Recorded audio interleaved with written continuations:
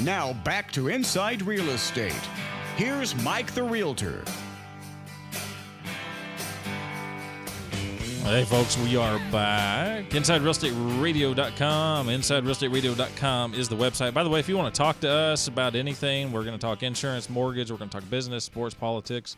888-787-CLIFF, 888-787-CLIFF. And if you've got a question about anything, feel free to give us a call. And by the way, not giving investors a bad rap because we need them, but we need them in the distressed market, picking up distressed properties, rehabbing them, and flipping them. That's great. That is great because, generally, they're being sold to families and, investors making money, but they're serving a purpose. They're rehabbing properties that have gone downhill for whatever, and they're in distressed situations. And so instead of that house continuing to go down, down, and down, they've come in, served a purpose, rehabbed it, and turned it around. That is a great purpose. What I don't like is seeing investors take advantage of the elderly coming in and selling them, hard selling them, by the way, on, the easy way out. And then they turn that house into that rental when it's a neighborhood that is not a rental neighborhood, and thereby over long term devaluing, your property values and what you've done to your neighbor. They're not going to appreciate that. And I don't like it when they take advantage of the elderly, and that they're getting ready to sell their home, empty nest, all those types of things. And so that is frustrating. We need the investor, serve your purpose, but taking advantage of folks, we don't like to see that, and we don't like to see them losing their equity either, by the way. So there's that. Hey, let's get into a little bit of mortgage talk. We got Terri Waggoner right here. Of course, she's our resident mortgage expert, all things mortgage. She's over at Supreme Lending. Her website, TerriWaggoner.com, TerriWaggoner.com, and we're going to keep rolling with our rolling segment of credit. Right. It's such an important... Sorry. Yeah. Hey, everybody. That's a little bit. You have to hit the on button. That's a little bit better. Yeah, we've been talking for a couple of weeks now about credit, just because it's just kind of everything when it comes to buying home or really buying anything, doing anything these days. Yeah. You have to have a good credit report. So if you're just now listening for the first time, and this is the first credit segment that you're listening to, go back and listen to the last few months on some of the social medias that Mike's talking about, because it is important information. Right. So today I wanted to talk about what's included on your credit report. What's there? How does it get there? So your personal information is there. Your name, any aliases. So, and I get this a lot because when we go to closing, there's one document that they have to sign with all the different spellings of their names. Mm-hmm. So every time someone pulls your credit, if they spelled your name wrong, that's going to show up on your credit report. Those are all of your aliases. Right. So, if someone spells my last name with my first name with a Y instead of an I, that's going to show up on one of my credit aliases. So that's going to be there.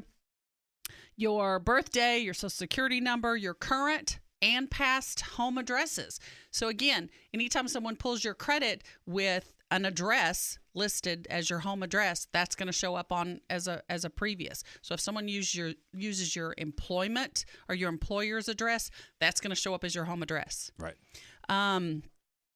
Accounts that are listed on there, you've got everyone that you've got credit with. Well, let me back up.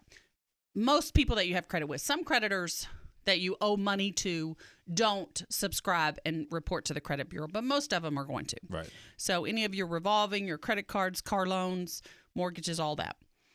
Public records, any judgment. If someone sues you in court and you lose, the judgment's going on your credit. If you have bankruptcies, going on your credit. If you have tax liens, if you didn't pay the IRS and you owe them, that's going to be on your credit report. Okay? Don't do that. Don't do that.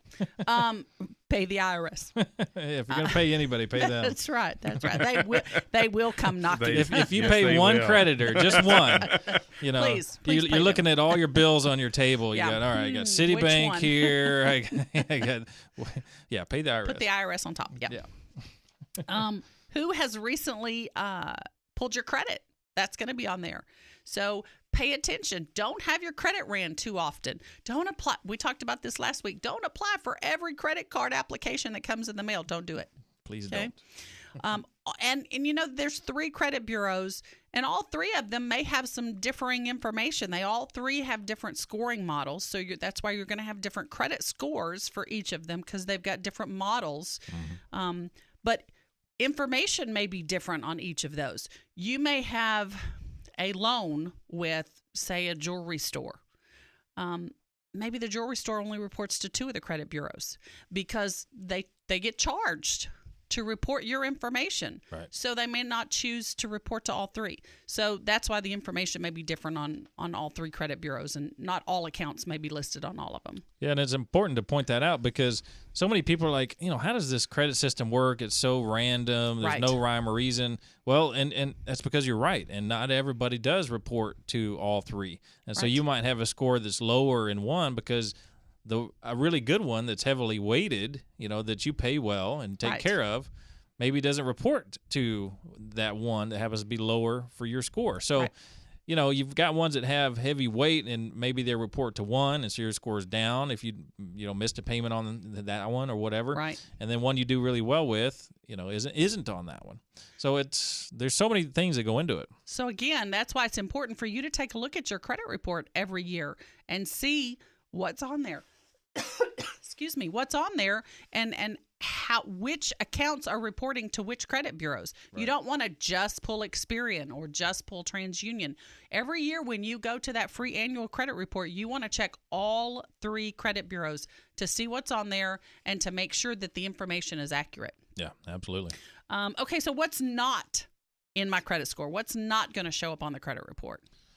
Well, unfortunately, the things you have to pay, your electric bill and water bill. Right. Although supposedly that was going to be changing here. I thought that did change. Pretty soon. No, well, it's not on there yet. Not yet. No. With the new reports that we had talked reporting, about. Yeah, we talked about that one, and there hasn't been a whole lot of movement or action on that trended credit report. As a matter of fact, we started using it at Supreme, and now it just kind of went away. I don't know where it went. So it's just no one's pushing it. Now, it may be coming, but no one's really pushing it, and no information's been pushed out to us on it. So as of now, unfortunately, for paying your water bill, paying your electric bill, the things you have to pay every month, you're not going to get any boost for that. Right.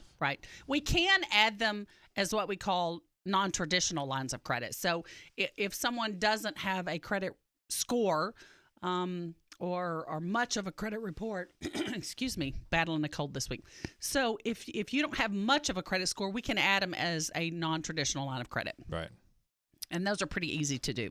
But also what's not added on there is your race, your color, your religion. None of that's added on your credit report, obviously. Your age, not on your credit report. Your salary, what your occupation is. None of, and a lot of people think, well, if my income's not on there, well, how do you know? Why is my credit score so low if you don't know how much I make? Well, it's based on the credit that's been utilized. Again, so if you've got a $1,000 credit line on a credit card and you've got it charged to $999, you're maxed out. That's right. Okay? So that's what it's scoring on, not you make X number of dollars and you've got this much available credit. It's just based on what your available credit is. Right. Okay? And I find that odd almost because, the design of the credit card is really for you to use it up, and then pay the minimum so that they can keep hammering you with interest rates. Right. So I would think I would think it would be opposite. Right. Because it behooves the credit card companies for you to pay more interest. So I would think you'd get a better score. If you just used it all up and only paid your minimum. Yeah, just paid minimum. Yeah, that I'll bring that up in the next meeting. They would love you a lot more. I mean, because they would love you. It's funny. And they design it that way. Right. So, and most credit card companies, they report to the credit bureau before your payments due. So even if you're one of those folks that uses your credit card, maybe you use a credit card for all your gasoline. You use it all month long, and then if you get paid once a month, you pay the credit card bill. So they report to the credit bureau right before your payments due. So when it goes to the credit bureau, your card's maxed out. But in actuality, you pay it off every month. That's not being reflected. I think that's when and if the trended credit report ever makes its debut and really sticks around, that will be more prevalent on the report itself. But as of right now, that's not apparent anywhere, right, that you're paying it off every month. Mm-hmm. And I think that hurts the credit score. Absolutely. So pay attention. So if your credit card's due on the 15th of the month, pay it off on the 5th. Okay? So make that kind of a little habit. Pay it before it's due, not the day of. Mm-hmm. Okay? Especially if you're paying it off every month. For sure.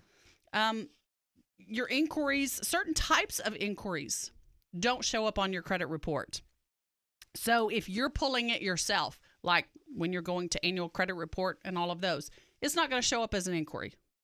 Okay? Again, just be careful on who you allow to pull your credit and how often you allow it to be pulled. Yeah. Okay?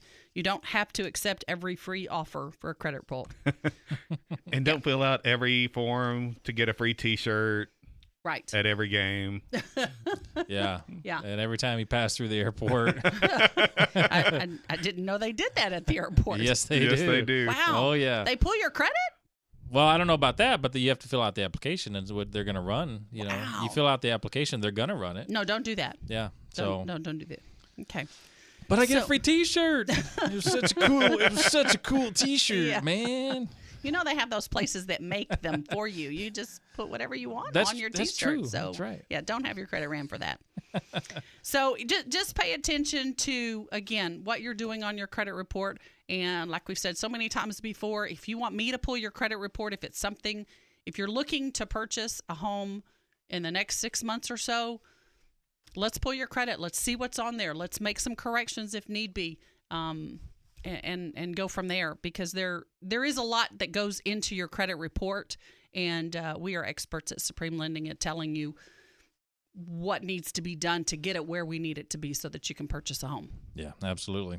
So, folks, if you are thinking about purchasing in the next 6 to 12 months, highly recommend you need to call Terri. Get with her. Go to terriwaggoner.com. Her website, there's an application right there. You can fill that out. Or, of course, we always recommend just calling her straight off the bat so you can touch base and game plan. You know, if you are going to buy 6 months, a year, trust me, there are plenty of things that you need to talk to Terri about with your situation, okay?